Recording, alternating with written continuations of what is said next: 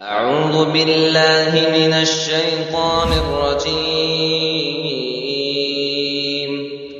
بسم الله الرحمن الرحيم.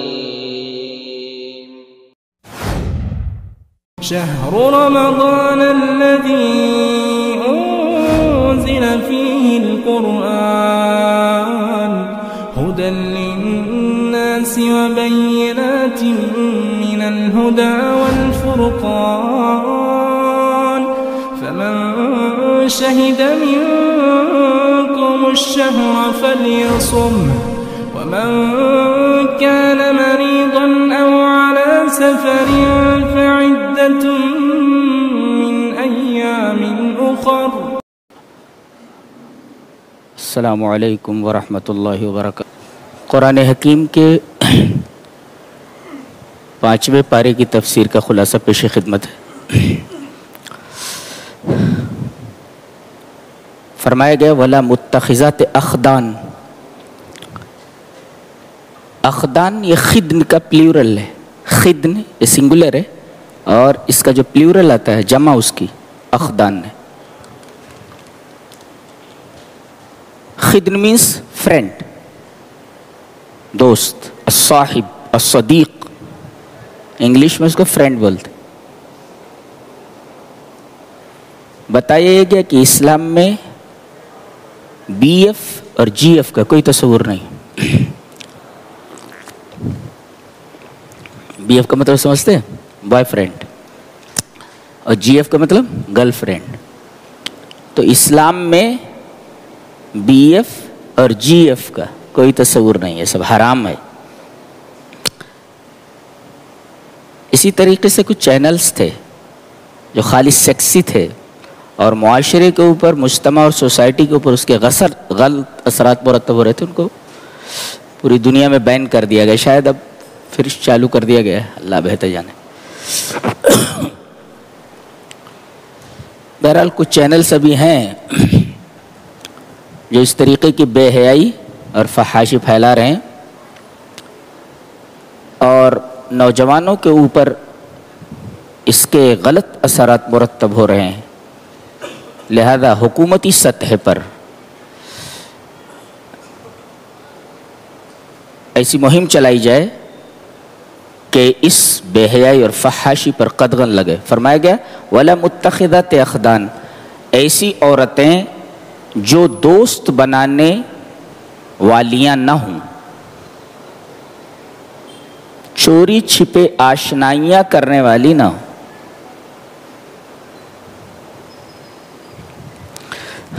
اس کے بعد فرمایا گیا خلق الانسان ضعیفا. انسان کو کمزور پیدا کیا گیا ہے. ایک مفسر اس کی تفسیر کرتے ہوئے لکھتا ہے کہ انسان کتنا کمزور ہے ذرا دیکھو کہ ایک عورت اس کے سامنے سے گزرتی ہے اور اسے یقین ہوتا ہے کہ کچھ ملنے والا نہیں ہے، پھر بھی اس کی طرف دیکھنے سے باز نہیں آتا، اس کی طرف دیکھتا ہی ہے. انسان کتنا کمزور ہے. ما اضعف الانسان. ایک عورت اس کے پاس سے گزرتی ہے اور اس کو معلوم ہے کچھ حاصل ہونے والا نہیں ہے، پھر بھی وہ اس کی طرف دیکھے بغیر نہیں رہ سکتا، نظر ضرور ڈالتا ہے.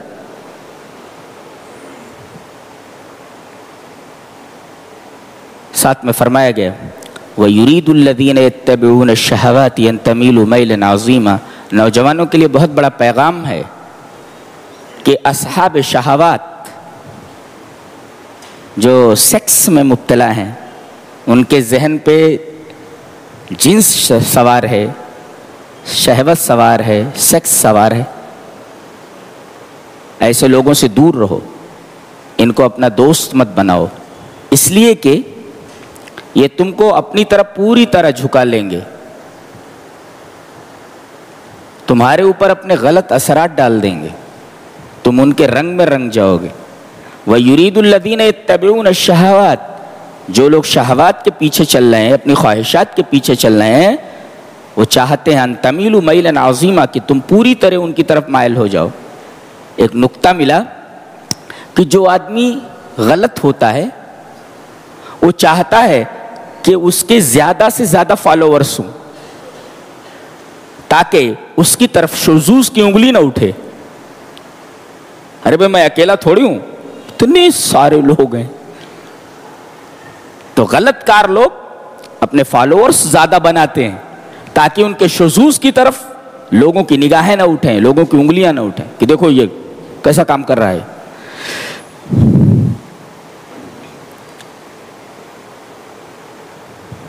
ایک مفسر نے ایک نقطہ بیان کیا ہے کہ یہاں کہا گیا کہ انسان کمزور پیدا کیا گیا ہے, اور ایک جگہ فرمایا گیا ان کید الشیطان کان ضعیفا. یہاں کہا گیا خلق الانسان ضعیفا, انسان کمزور پیدا کیا گیا, اور ایک جگہ فرمایا گیا ان کید الشیطان کان ضعیفا, شیطان کی چال کمزور ہے. انسان کمزور اور شیطان کی چال کمزور, اس اعتبار سے انسان اگر چاہے تو شیطان کے مکر اور فریب کے اوپر غالب ہو سکتا ہے. اس لیے کہ اللہ نے فرمایا کہ شیطان کا مکر, شیطان کی چال کمزور ہے. تو باوجود کہ انسان کمزور ہے مگر اللہ نے شیطان کے مکر کو کمزور بنایا ہے. انسان شیطان کے مکر کے اوپر غالب ہو سکتا ہے. شیطان اسے کسی غلط کام پر مجبور نہیں کر سکتا. بات تو یہ معلوم.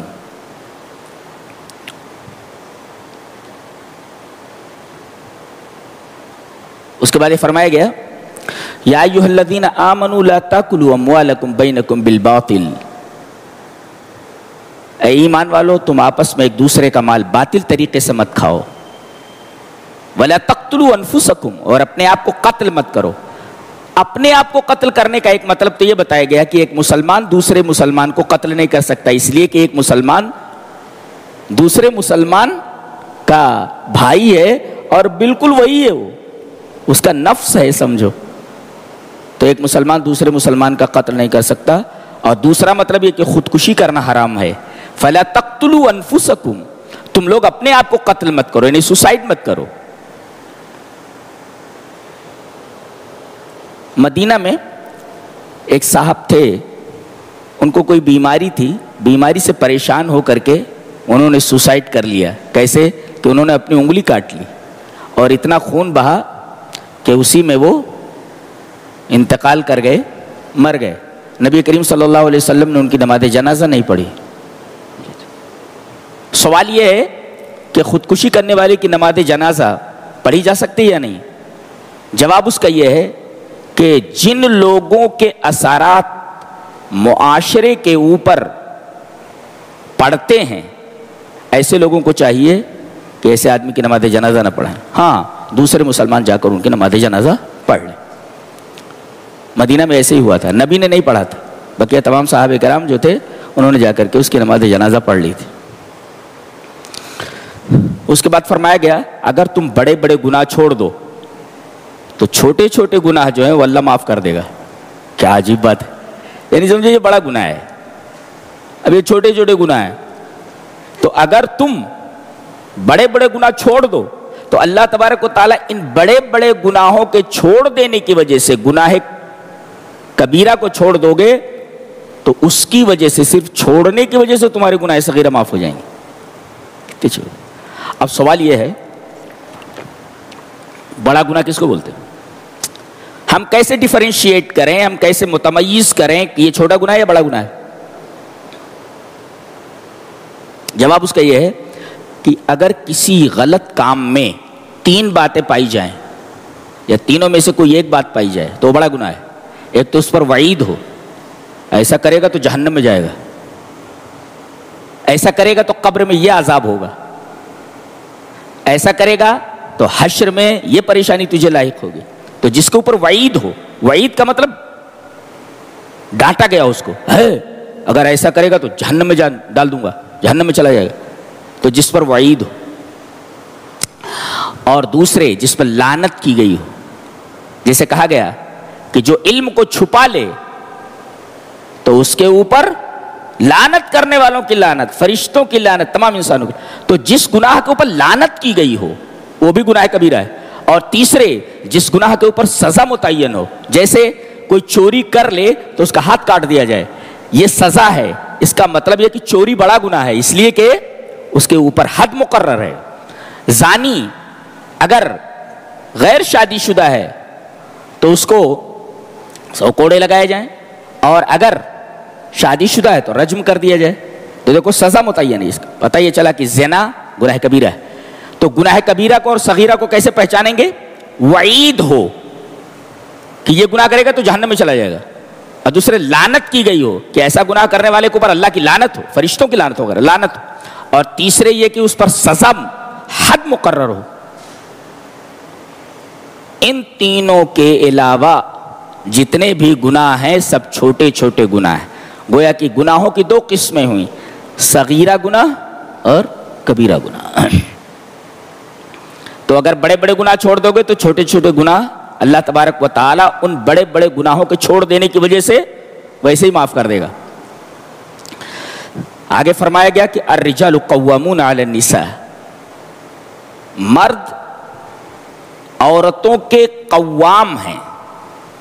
قوام کا مطلب بتایا گیا ہے کہ جیسے ایک حاکم ہوتا ہے، اپنی رعایا کے اوپر نظر رکھتا ہے، اچھے کام کرنے کا حکم دیتا ہے، برا کام کرتا ہے اگر کوئی تو اس کے ہاتھ پکڑ لیتا ہے، اس کو سزا دیتا ہے. تو اسی طریقے سے مرد بھی عورتوں کے قوام ہیں. وہ عورتوں کو بھلائی کا حکم دیں. بھئی عورت نماز نہیں پڑھ رہی ہے، نماز پڑھنے کی تاکید کریں. روزہ نہیں رکھ رہی ہے، روزہ رکھنے کی تاکید کریں. اور کسی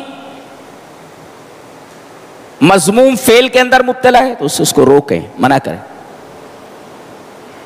یہ قوام کا کام ہوتا ہے. اور قوام کیوں بنایا گیا ہے مرد کو؟ اس کی 2 وجہیں بیان کی گئی ہیں. تفضیل کی 2 علتیں بیان کی گئی. یہ فضیلت جو دی گئی ہے اس کی 2 علتیں ہیں، 2 اسباب ہیں. کیا؟ ایک تو اللہ تعالیٰ نے فطری طور پر اسے عورت کے مقابل میں اسٹرانگ بنایا ہے. جو کام مرد کر سکتا ہے وہ عورت نہیں کر سکتی. بدنی اعتبار سے وہ مضبوط ہے، فطری اعتبار سے وہ اسٹرانگ ہے بالمقابل عورت کے. تو اللہ تبارک و تعالی نے اس کو عورت کے مقابلے میں طاقتور بنایا ہے، لہذا قوام وہی رہے گا. بما فضل اللہ، یہ پہلی علت ہے. اور دوسرے وہ بما انفقوا من اموالہم، اپنا مال خرچ کرتا ہے. اپنا مال خرچ کرتا ہے. پتہ یہ چلا کہ مرد کمائے گا، عورت نہیں کمائے گی الا یہ کہ ضرورت ہو. مرد کا کام ہے وہ کما کر کے بیوی کی پرورش کرے اور بیوی کے نان نفقہ سکنا کی حفاظت کرے، پرووائڈ کرے. تو ایک تو ہے تفضیل کی علت وہابی، اللہ تبارک و تعالی نے اس کو اسٹرانگ بنایا ہے. اور دوسرے کسبی، یعنی وہ مال کما کر لاتا ہے اور عورت کے اوپر خرچ کرتا ہے. ان 2 علتوں کی وجہ سے مردوں کو عورتوں کے اوپر فضیلت دی گئی ہے. پھر عورتوں کی 2 قسمیں بیان کی گئی ہیں. 2 قسم کی عورتیں ہوتی ہیں. ایک ہوتی ہے فالصالحات قانتات حافظات للغیب بما حفظ اللہ. عورت کی ایک قسم ہوتی ہے جو عورت اپنے مرد کی، اپنے شوہر کی فرما بردار ہوتی ہے اور اللہ کی فرما بردار ہوتی ہے. یہ صالحات ہوتی ہیں، نیک ہوتی ہیں. اور اپنے شوہر کی غیر موجودگی میں اس کے مال کی حفاظت کرتی ہیں، اپنی آبرو اور اپنی ناموس کی حفاظت کرتی ہیں. یہ عورتیں نیک ہیں. نیک عورتیں کون؟ جن کی 2 صفتیں، قانتات، شوہر کی فرما بردار، اللہ کی فرما بردار. حافظات للغیب بما حفظ اللہ، شوہر کی غیر موجودگی میں اپنے نفس کی حفاظت کرنا اور شوہر کے مال کی حفاظت کرنا. یہ عورت کی ایک قسم ہو گئی. اور دوسری قسم شوہر کی نافرمانی کرنے والی. بتایا گیا کہ اگر نافرمانی کرے تو کیا کیا کیا جائے. کہتے ہیں کہ بسترے الگ کر دو، اور پہلے تو سمجھاؤ، نہیں تو بسترے الگ کر دو، نہیں تو مارو. اور مارنا بھی ایسا نہیں ہونا چاہیے کہ آدمی ہڈی پسلی توڑ دے. تو پہلے سمجھاؤ. کیسے سمجھاؤ گے؟ زندگی ایک سائیکل ہے جس کے 2 پہیے ہوتے ہیں. اب دیکھو ایک پہیا اگر بسٹ ہو جائے تو یہ گاڑی کیسے چلے گی، سائیکل کیسے؟ تو فَعِظُوهُنَّ، طرح طرح سے ان کو سمجھاؤ کہ زندگی کی گاڑی چلانے کے لیے ہم دونوں کا ذہنی تال میل ہونا ضروری ہے وغیرہ. اور نہ مانے تو بسترے الگ کر دو, چھوڑ دو ان کو. اس کے بعد بھی نہ مانے تو ہاتھ اٹھا سکتے ہو, لیکن ایسا نہیں, چہرے پر تو نہیں مار سکتے, چہرے پر مارنے کی ممانعت ہے. اور اس طرح بھی نہ مارے کہیں پہ جس سے ہڈی پسلی ٹوٹ جائے. پھر اگر وہ مان جائیں فَإِنْ أَطَعْنَكُمْ فَلَا تَبْغُوا عَلَيْهِنَّ سَبِيلًا, تو پھر ماضی کو بھول جاؤ کہ اس نے ایک دفعہ مجھے جھاڑو سے مارا تھا, یہ بھول جاؤ, یہ بھول جاؤ. فَلَا تَبْغُوا عَلَيْهِنَّ سَبِيلًا, اب ماضی کو یاد مت کرو. پاسٹ از گون, گیا ہو. اب مستقبل کو دیکھو کہ آگے زندگی کیسے بسر کرنی ہے. ماضی کو بھول جاؤ, نہیں تو ماضی کو یاد کرتے رہو گے تو ذہن میں وہی ساری باتیں رہیں گی. ارے مجھ کو تو یہ بولی تھی, مجھ کو تو ایسے جھاڑو سے ماری تھی, میرے اوپر جھاڑو اٹھائی تھی. تو ماضی کو بھول جاؤ. اور اس کے بعد کہا گیا یہ جو تم کو قوام بنایا گیا ہے, دیکھو اگر یہ سدھر جائیں تو خامخواہ کیڑے مت نکالو, بات میں بات نکال کر کے مارنے کے لیے کوئی جواز ڈھونڈو. آگے فرمایا گیا ان اللہ علی کبیرہ, تمہیں قوام بنایا, تم سے بھی اونچا کوئی ہے یعنی اللہ, اور تم سے بھی بڑا کوئی ہے کبیر. دیکھو ڈرا دیا گیا شوہر کو بھی کہ خامخواہ اگر اپنی بیوی کو تکلیف پہنچاتا ہے, میں نے قوام بنایا اس وجہ سے, تو سمجھ لے کہ تجھ سے بھی بلند کوئی ہے اللہ. ان اللہ علی کبیرہ, علی ہے وہ, تجھ سے بھی بلند ہے. کبیرہ بڑا ہے تجھ سے, تو تیرے اوپر بھی کوئی بڑا ہے.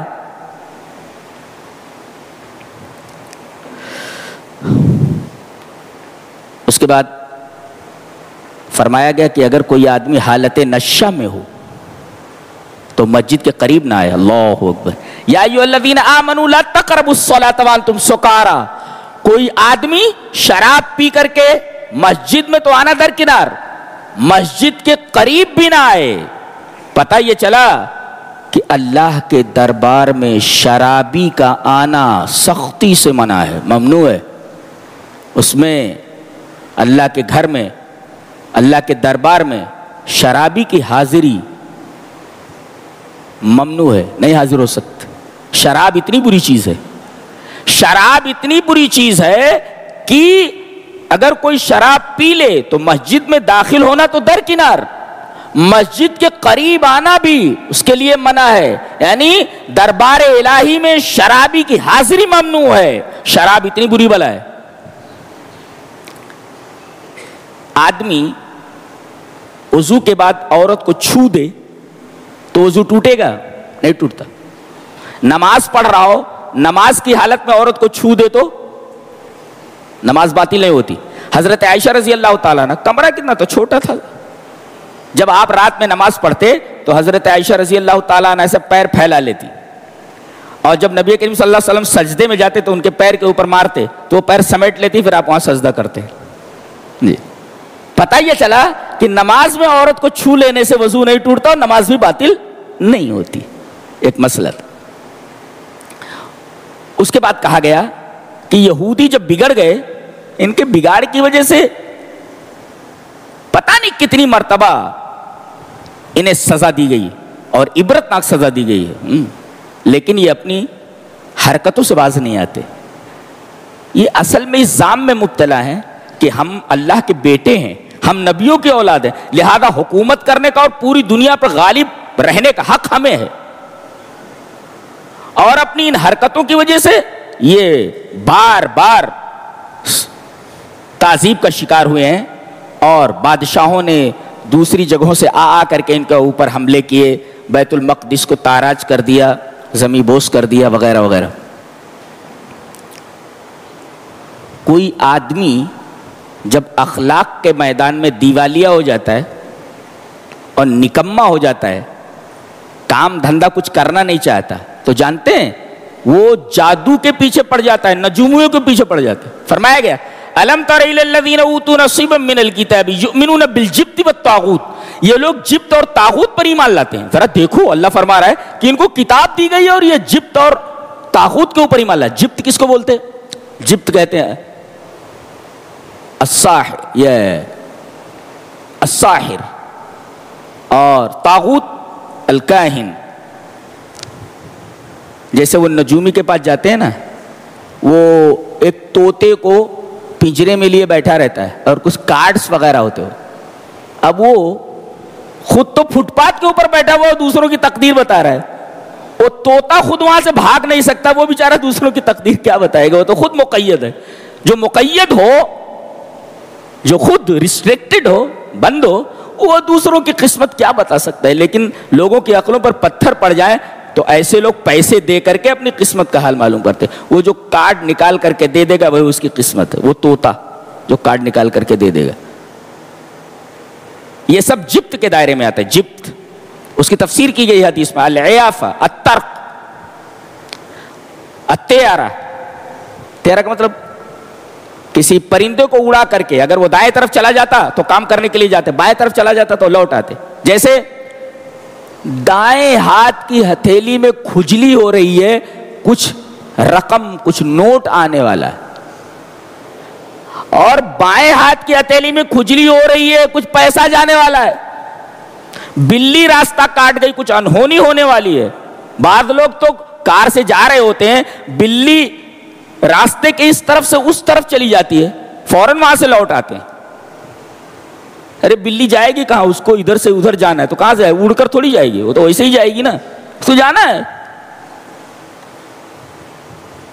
اچھا کبھی کبھی ایسا ہوتا ہے کہ بلی راستہ کاٹ گئی, آگے چل کر کے ایکسیڈنٹ ہو جاتا ہے. کہتے دیکھو بلی نے راستہ کاٹ دیا, ایکسیڈنٹ ہو گیا. اس کو کیا کہتے ہیں, یہ ڈائیورشن آف مائنڈ بولتے ہیں اس کو. ڈائیورشن آف مائنڈ کیسے ہوتا ہے, ارے بلی نے راستہ کاٹ دیا, بلی نے راستہ کاٹ دیا, اس کا ذہن ڈائیورٹ ہوا اور کسی دوسری گاڑی سے ٹکرا گیا.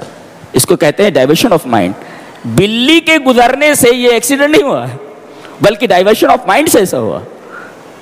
تو الم تر الی الذین اوتوا نصیبا من الکتاب یؤمنون بالجبت, یہ جبت اور طاغوت کے اوپر ایمان لاتے ہیں. بعض لوگوں نے طاغوت کی تفسیر کی ہے کہ کلو من دعا الی معاصی الکبار, جو بڑے بڑے گناہوں کی طرف دعوت دے وہ طاغوت ہے. اور کاہن جو آپ کا فیوچر بتائے, جو آپ کی ہتھیلی دیکھ کر کے, آپ کے فیس کو ریڈ کر کے آپ کے بارے میں کچھ پریڈکشن کرے, کوئی پیشین گوئی کرے, دیٹ از کالڈ جبت.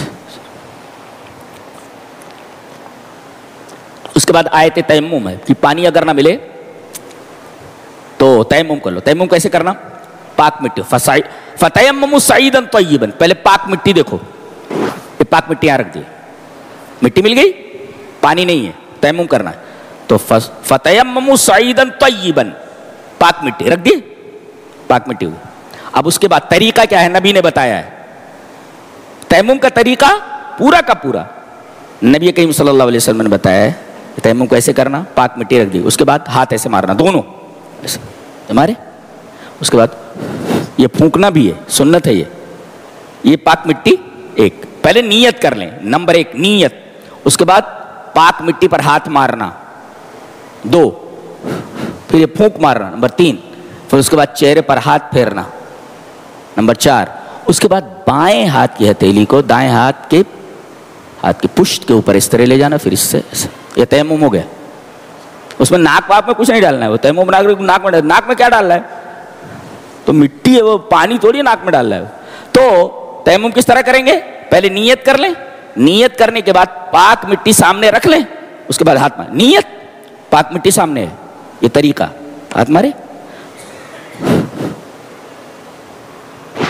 ہو گیا. یہ اس کے اوپر اور یہ اس کے اوپر, یہیں تک, خالی رسغ تک, یہاں تک لانے کی ضرورت نہیں. یہ تیمم کا طریقہ ہے. اگر پانی نہ ملے تو تیمم کی اجازت ہے, اور تیمم کا طریقہ اس طریقے سے بتایا گیا ہے.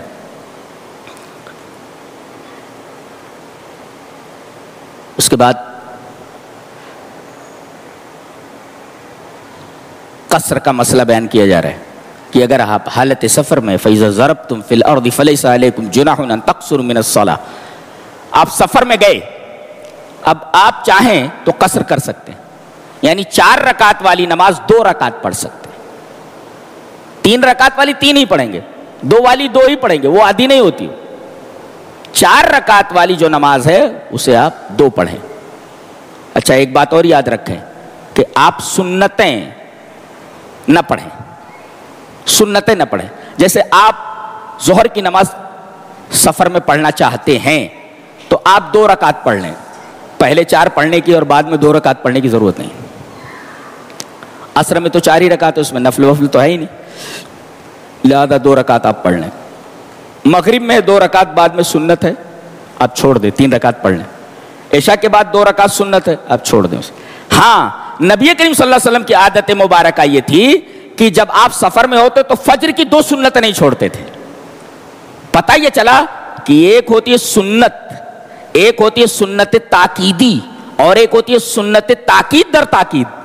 جی، ایک ہے سنت اور ایک ہے سنت تاکیدی، جس کو سنت مؤکدہ کہتے ہیں. کتنی ہے؟ فجر کی نماز سے پہلے 2، ظہر میں 4 پہلے، بعد میں 4 2 6 2 8، مغربی کے بعد 10 اور عشاء کے بعد 2 12. نبی کریم صلی اللہ علیہ وسلم نے ارشاد فرمایا جو ان 12 سنتوں کے اوپر محافظت کر لے وہ جنت کے جس دروازے سے چاہے چلا جائے. یہ ان 12 سنتوں کی فضیلت ہے. یہ سنت تاکیدی ہے، لیکن آپ سفر میں ان کو چھوڑ سکتے ہیں. لیکن فجر کی جو 2 رکعت ہے وہ نبی کریم صلی اللہ علیہ وسلم سفر میں بھی پڑھتے تھے. پتہ یہ چلا ایک ہوتی ہے سنت، ایک ہوتی ہے سنت تاکیدی اور ایک ہوتی ہے سنت تاکید در تاکید. وہ فجر کی 2 سنتیں ہیں. اور آپ سفر میں بھی وتر نہیں چھوڑتے تھے، لہذا وتر کو سفر میں بھی پڑھیں گے.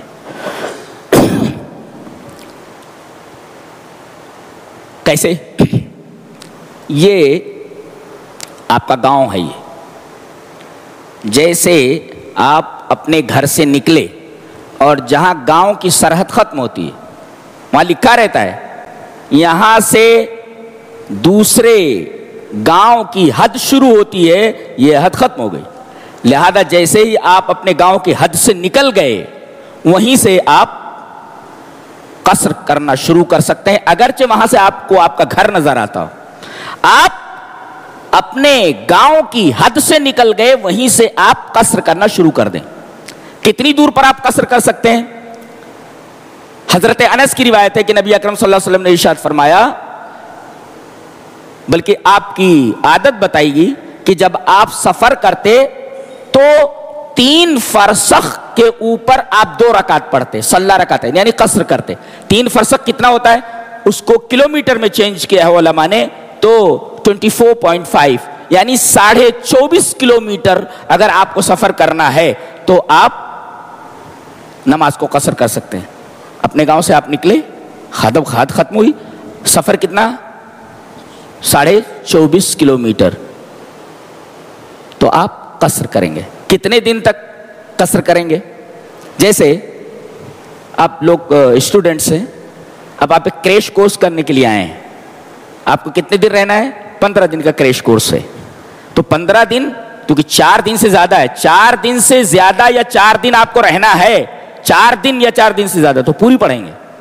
اب آپ کریش کورس کرنے کے لیے آئے ہیں، 10 دن کے لیے 15 دن کے لیے آپ پوری پڑھیں گے. لیکن جیسے آپ کسی مریض کو لائے ہیں، کسی گاؤں سے حیدرآباد لائے ہیں اور وہ ایڈمٹ ہے، پتہ نہیں کب ڈسچارج ہوگا، کب ٹھیک ہوگا، کب نہیں. اسی طریقے سے اگر 2 سال بھی رہے تب بھی آپ برابر قصر ہی کرتے رہیں گے، اس لیے کہ پتہ نہیں ہے کہ کب ٹھیک ہوگا وہ. لہذا اس میں یقین نہیں ہے، تیقن نہیں ہے. اسی طرح حضرت انس کے بارے میں ہے کہ وہ تقریباً نیشا پور میں 2 سال تک، ایسا کچھ مجھے یاد آ رہا ہے، حضرت انس 2 سال تک نیشا پور میں رہ گئے. آج جانا ہے، کل جانا ہے، آج جانا ہے، 2 سال تک وہیں رہ گئے اور برابر قصر کرتے رہے. ایسے ہی کئی صحابہ کے بارے میں یہ بات آتی ہے کہ وہ کتنے دنوں تک رہے اور انہوں نے قصر کیا. یہ تو قصر کا بیان تھا. اس کے بعد یہ بتایا گیا کہ گمراہ قوموں کی پوری تاریخ اٹھا کر دیکھ ڈالیے آپ، پوری طرح متوجہ ہیں میں جو بولنے جا رہا ہوں. جتنی قومیں گمراہ ہوئی ہیں، گمراہ قوموں کی پوری ہسٹری، پوری تاریخ اٹھا کر دیکھ لیں تو ان کی گمراہی کے 2 ہی اسباب نظر آئیں گے. اللہ نے فرمایا وَمَنْ أَحْسَنُ دِينًا مِّمَّنْ أَسْلَمَ وَجْهَهُ لِلَّهِ وَهُوَ مُحْسِنٌ. یا تو ان کا عقیدہ خراب تھا یا ان کا عمل خراب تھا. اللہ پوری تاریخ اٹھا کر کے دیکھ لیجئے گمراہ قوموں کی. یہ قومیں گمراہ کیوں ہوئی؟ یا تو ان کا عقیدہ صحیح نہیں تھا, یا عقیدہ صحیح تھا مگر عمل صحیح نہیں تھا. تو ومن احسن دینا ممن اسلم وجہہ للہ سے عقیدہ معلوم ہوا, وہ محسن سے عمل معلوم ہوا. تو آپ کا عقیدہ درست ہونا چاہیے ایک, اور دوسرے عمل درست ہونا چاہیے. عمل درست کیسے ہوگا؟ جب آپ سلف کی پیروی کریں گے. کہاں ہے؟ اسی پارے کے اندر موجود ہے. وَمَن يُشَاقِقِ الرَّسُولَ مِن بَعْدِ مَا تَبَيَّنَ لَهُ الْهُدَى وَيَتَّبِعْ غَيْرَ سَبِيلِ الْمُؤْمِنِينَ. مومنین کون تھے؟ صحابہ کرام. پہلے مومنین وہی ہے نا. تو صحابہ کرام کے طریقے پر جو چلے, سلف کے طریقے پر, ہمیں عمل کیسے کرنا ہے؟ فہم سلف کی روشنی میں کرنا ہے. تو گویا کہ ہمارا عقیدہ صحیح ہو, ہمارا عمل صحیح ہو. اور ہمارا عمل صحیح کب ہوگا؟ جب ہمارا عمل صحابہ کرام کے طریقے پر ہوگا. اس لیے کہ اللہ تبارک و تعالی نے ایک جگہ فرمایا فَإِنْ آمَنُوا بِمِثْلِ مَا آمَنْتُمْ بِهِ فَقَدِ اهْتَدَوْا. اگر یہ لوگ اس طرح ایمان لائے جیسے صحابہ ایمان لائے ہیں نبی کے, تو سمجھو ہدایت یاب ہو گئے. اس کا مطلب یہ ہوا کہ آدمی کی ہدایت کا معیار مطلق صحابہ کرام رضوان اللہ تعالی علیہم اجمعین کا عقیدہ اور ان کا عمل ہے. آپ نے فرمایا نہیں کہ 73 فرقے ہو جائیں گے, ان میں ایک فرقہ جنتی ہوگا. پوچھا گیا وہ فرقہ کون سا ہوگا؟ آپ نے فرمایا ما انا علیہ واصحابی, جس پر میں ہوں اور میرے صحابہ. آپ نے صرف یہ نہیں کہا جس پر میں ہوں, جس پر میرے صحابہ, یعنی ان کے طریقے پر آپ کو عمل کرنا ہے. تو ایک تو آپ کا عقیدہ درست ہونا چاہیے, اور دوسرے آپ کا عمل درست ہونا چاہیے. اور عمل درست کب ہوگا؟ جب آپ سلف کے طریقے پر, صحابہ کرام اور ان کے راستے پر چلنے والوں کی اتباع کریں گے, تب آپ کا عمل صحیح ہوگا. اس کے بعد فرمایا گیا ہے یا ایھا الذین آمنوا اطیعوا اللہ واطیعوا الرسول واولی الامر منکم فإن تنازعتم فی شیء فردوہ الی اللہ والرسول ان کنتم تؤمنون باللہ والیوم الآخر ذلک خیر واحسن تأویلا. بہت غور سے سنو, اے ایمان والو اطاعت کرو, اللہ کی اطاعت کرو, رسول کی. اطیعوا, اطیعوا کو ریپیٹ کیا گیا ہے. اللہ کے ساتھ اطیعوا, اطیعوا اللہ و اطیعوا رسول, رسول کے ساتھ اطیعوا. وہ اولی الامر, اولی الامر کے ساتھ اطیعوا نہیں ہے. اس کا مطلب یہ ہے کہ اولی الامر سے مراد علماء یا حکمراں ہیں. اگر یہ قرآن و حدیث کے مطابق فیصلہ کر رہے ہیں تب تو ٹھیک ہے, تب آپ مانیے, ورنہ ان کی اطاعت نہیں ہے. اگر کسی معاملے میں اختلاف ہو جائے, کسی بھی معاملے میں, تو فردوہ الی اللہ والرسول, اطاعت تینوں کی کرنا ہے. مگر جب اختلاف ہو جائے تو کدھر لوٹنا ہے؟ اولی الامر کی طرف لوٹنے کے لیے نہیں کہا گیا, اللہ اور اس کے رسول کی طرف لوٹنے کے لیے کہا گیا ہے. اور شرط لگا دی گئی, اگر تم ایمان والے ہو, اللہ پر ایمان رکھتے ہو اور آخرت پر ایمان رکھتے ہو, تو اللہ اور اس کے رسول کی طرف اپنے معاملے کو لوٹاؤ. یہاں کہتے ہیں اپنے امام کی طرف لوٹاؤ, اپنے پیر کی طرف لوٹاؤ, اپنے شخصیت کی طرف لوٹاؤ. درست نہیں ہے. فرمایا گیا کہ ایسا آدمی اپنے ایمان کی خیر منائے. کہتے ہیں ذالک خیر و احسن تاویلا, یہ دنیا کے لیے بھی بہتر اور آخرت کے لیے بھی بہتر ہے. ایک اعلان کر دیا گیا کہ جو اللہ اور اس کے رسول کی اطاعت کرتا ہے اور ہر معاملے میں اپنے اختلاف ہو جائے کسی معاملے میں, تو اپنی بات کو, اس معاملے کو اللہ اور اس کے رسول کی طرف لوٹاتا ہے, تو دنیا بھی اس کی اچھی ہے, اس کا عاجل بھی اچھا ہے اور عاجل بھی اچھا ہے, دنیا بھی اچھی ہے اور آخرت بھی اچھی ہے, اسے سعادت دارین حاصل ہونے والی ہے.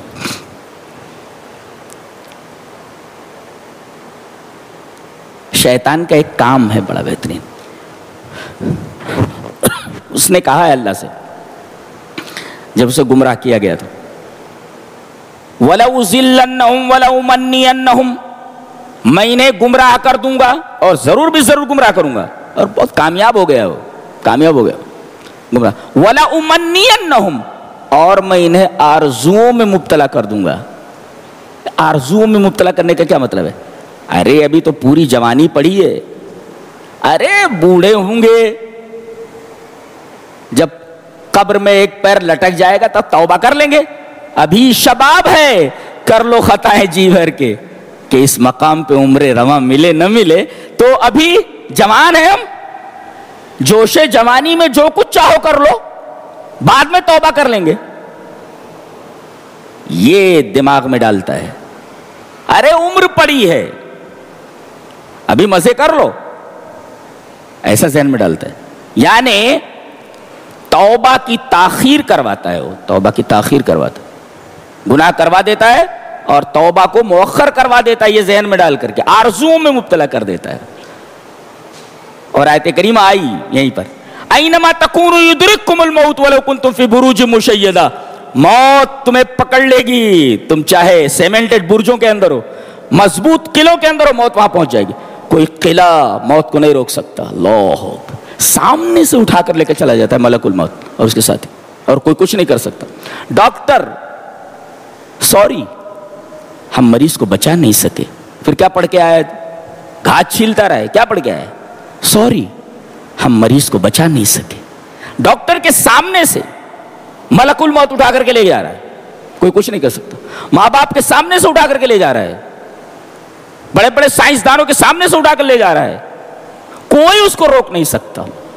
اینما تکونوا یدرککم الموت ولو کنتم فی بروج مشیدہ، موت یاد دلائی گئی تاکہ موت کو آدمی ذہن میں رکھے ہمیشہ، تو شیطان کی وہ جو کاریگری ہے آرزوؤں میں مبتلا کرنا، اس سے محتاط رہے گا۔ توبہ کر لو، اس لیے کہ موت کبھی بھی آ سکتی ہے۔ باہر نکلا، ایک کار نے اس کو ٹھونک دیا، یہاں تھا وہاں چلا گیا۔ بھائی زندگی ایسی ہے آدمی کی جو ان گارنٹیڈ ہے، اس کی کوئی گارنٹی نہیں۔ ہم لوگ جہاں جاتے ہیں گارنٹی مانگتے ہیں، یہ موبائل گارنٹی دے رہے ہیں، بولے ہاں گارنٹی دے رہے ہیں، وارنٹی دے رہے ہیں، پتہ نہیں کیا کیا دے رہے ہیں، اور خود جو گارنٹی مانگ رہا ہے اس کی زندگی کا لمحہ لمحہ ان گارنٹیڈ ہے۔ عجیب بات ہے نا، ایک ان گارنٹیڈ دوسروں سے گارنٹی مانگ رہا ہے۔ اینما تکونوا یدرککم الموت ولو کنتم فی بروج مشیدہ۔ اس کے بعد فرمایا گیا لا خیر فی کثیر من نجواہم الا من امر بصدقۃ او معروف او اصلاح بین الناس ومن یفعل ذلک ابتغاء مرضات اللہ فسوف نؤتیہ اجرا عظیما۔ بڑی پیاری بات کہی، اچھا کام کرو، خیر کرو۔ خیر دو قسم کا ہوتا ہے، ایک تو فائدہ پہنچانا، یا کوئی تکلیف میں ہے تو اس تکلیف کو دور کرنا، یعنی فائدہ پہنچانا اور دفع ضرر کرنا۔ میں آپ کو فائدہ پہنچاؤں، یا آپ کسی تکلیف میں ہے میں آپ کی تکلیف کو دور کر دوں، یہ بھی خیر ہے اور وہ بھی خیر ہے۔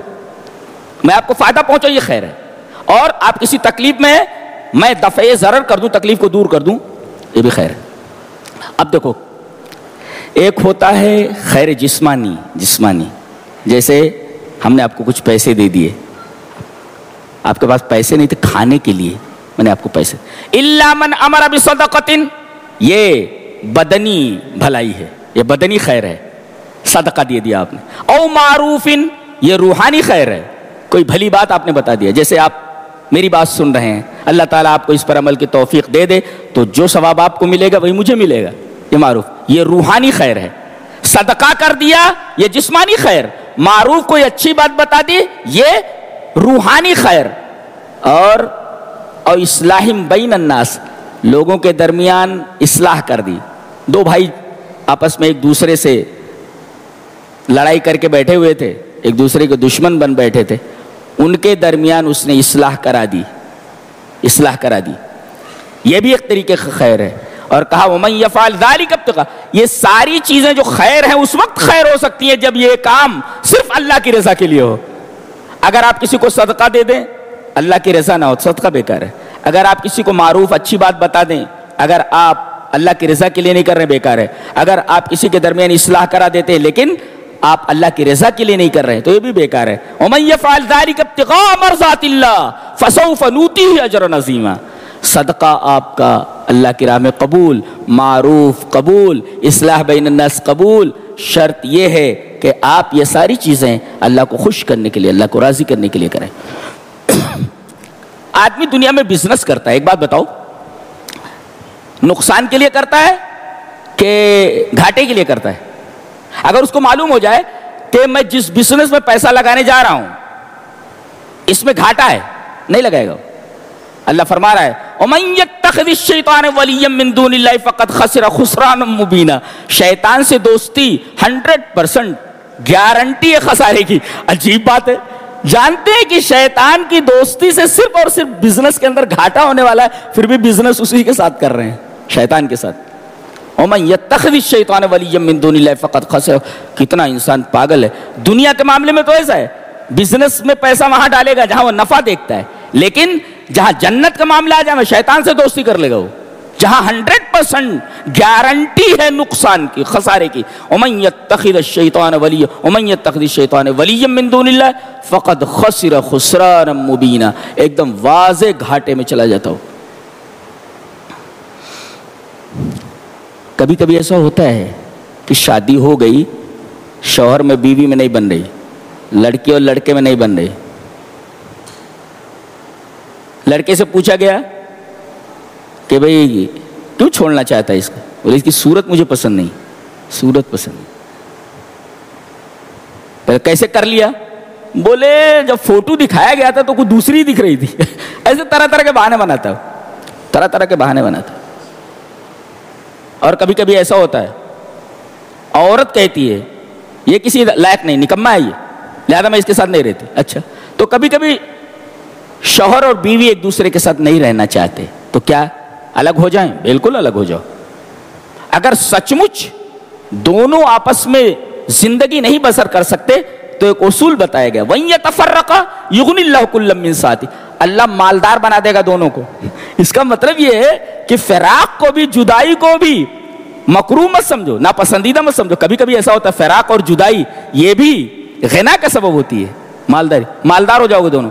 اس کو اچھا شوہر مل گیا، اب یہ جھوپڑی میں تھی بنگلے میں پہنچ گئی، اور یہ بھی اس کو کوئی اچھی لڑکی مل گئی تو اس کی زندگی بن گئی، وہ اچھی پراپرٹی لے کر کے آ گئی. تو کہتے ہیں کہ ضروری نہیں کہ فراق یا جدائی یہ بری ہی بات ہو. کبھی کبھی ایسا ہوتا ہے کہ فراق جو ہوتا ہے نا وہ اچھی بات بھی ہوتی ہے. اللہ فَإِنَّ التَّفْرِيقَ یا فَإِنَّ الْفَرْقَ بَوَّابَةُ الْغِنَى، ایک مفسر بولتا ہے.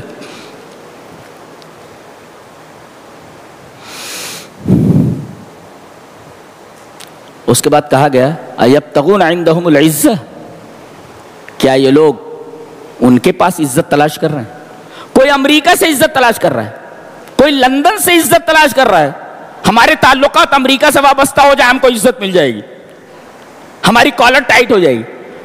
ہمارا تعلق لندن سے ہو جائے تو ہماری کالر ٹائٹ ہو جائے. اللہ فرماتا ہے یہ دنیا والوں سے عزت تلاش کر رہے ہیں. فَلِلَّهِ الْعِزَّةُ جَمِيعًا، پوری کی پوری. فَإِنَّ الْعِزَّةَ لِلَّهِ، عزت تو اللہ کے پاس ہے. اور کسی مفسر نے بالکل صحیح کہا، اور حضرت عمر کا قول بھی ہے، من اعتز بالعبید اذلہ اللہ، جو بندوں سے عزت طلب کرے اللہ اسے ذلیل کر دے گا. ہو رہے ہیں ذلیل، ہو رہے ہیں سب ذلیل ہو رہے ہیں، پورے ذلیل ہو رہے ہیں سب. جو بندوں سے عزت طلب کرے اللہ اسے ذلیل کر دے گا. یہ حضرت عمر رضی اللہ تعالیٰ عنہ کا قول ہے، من اعتز بالعبید اذلہ اللہ.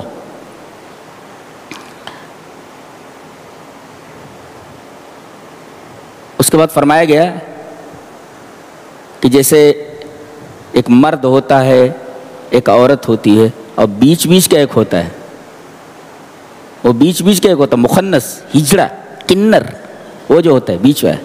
تو یہ 3 قسمیں ہوتی ہیں، اور قیامت کے دن بھی 3 قسمیں ہوں گی. جی 3 قسمیں ہو جاتی آدمیوں کی. 3 قسمیں، 3 کی بڑی اہمیت ہے جی. مرد، عورت اور ہجڑا مخنث، مذکر، مؤنث اور مخنث. ایسے ہی ایمان کے معاملے میں بھی 3 قسمیں، کافر، مسلم، منافق. یا منافق بالکل کنر جیسا ہوتا ہے، ہجڑے کی طرح ہوتا ہے. یہ دھوبی کا کتا ہے، گھر کا نہ گھاٹ کا، بولے تو نہ ادھر کا ہے نہ کدھر، نہ کافر ہے نہ مسلم ہے، بیچ بیچ کا ہے. اس کے بارے میں فرمایا گیا وَإِذَا قَامُوا إِلَى الصَّلَاةِ قَامُوا كُسَالَىٰ، یہ جب نماز میں کھڑے ہوتے ہیں تو ایسا لگتا ہے جیسے کوئی پہاڑ ان کے اوپر ڈال دیا گیا ہو. یعنی کب نماز ختم ہو کب بھاگیں. جب یہ نماز میں کھڑے ہوتے تو تکاسلی کے ساتھ، کاہلی کے ساتھ کھڑے ہوتے. نقطہ یہ ملا کہ کوئی آدمی اگر نماز میں کاہلی برت رہا ہے تو اس کے اندر نفاق کی علامت موجود ہے. نماز میں پورے چاق و چوبند ہو کر کے آنا چاہیے، پورے چاق چوبند ہو کر کے نماز پڑھنا چاہیے. اگر تکاسلی کے ساتھ، کاہلی کے ساتھ پڑھتا تو اس کے اندر نفاق کی علامت موجود ہے. وَلَا يَذْكُرُونَ اللَّهَ إِلَّا قَلِيلًا، منافقین کی ایک صفت یہ بھی ہے کہ وہ اللہ کا ذکر بہت کم کرتے، تھوڑا بہت پڑھے چلے بھاگ. ایک مفسر نے اس پر تفسیرہ کیا، من اکثر من ذکر اللہ فقط بری من النفاق، جو آدمی اللہ کا کثرت سے ذکر کرے وہ نفاق سے بری ہو گیا، نفاق ختم ہو گیا اس کا. تو کثرت سے ذکر کرو، اس لیے کہ یہ صفت یہ اللہ والوں کی ہے. یہ منافقین کی صفت ہے کہ تھوڑا سا ذکر کرتے اور بھاگ جاتے. منافقین کے بارے میں کہا گیا کہ منافقین یہ کہتے ہیں کہ ہم اللہ کو دھوکہ دے رہے ہیں، در حقیقت اللہ ان کو دھوکہ دے رہے ہیں. اللہ دھوکہ دے رہا ہے. اللہ کے دھوکہ دینے کا کیا مطلب؟ اللہ کے دھوکہ دینے کا مطلب بتایا گیا ہے کہ اللہ تبارک تعالیٰ ان کو ڈھیل دیتا ہے. ڈھیل دیتے دیتے وہ اپنے نفاق کے اوپر جمے رہتے ہیں یہاں تک کہ وہ جب مرتے ہیں تو ان کا خاتمہ بالخیر نہیں ہوتا, سوء خاتمہ کے ساتھ جاتے ہیں. اور فرمایا گیا ما یفعل اللہ بعذابکم ان شکرتم وآمنتم وکان اللہ شاکرا علیما. ایک سوالیہ نشان ہے کہ اللہ کو کیا پڑی ہے کہ اپنے بندوں کو عذاب دے اگر یہ شکر کرو ایمان لائیں. اگر ایمان کے ساتھ ساتھ آدمی برابر شکر کرتا رہے تو اس کے اوپر عذاب نہیں آتا. اللہ ہمیں نیک عمل اور اچھی سمجھ کی توفیق عطا فرمائے. وآخر دعوانا الحمدللہ رب العالمین.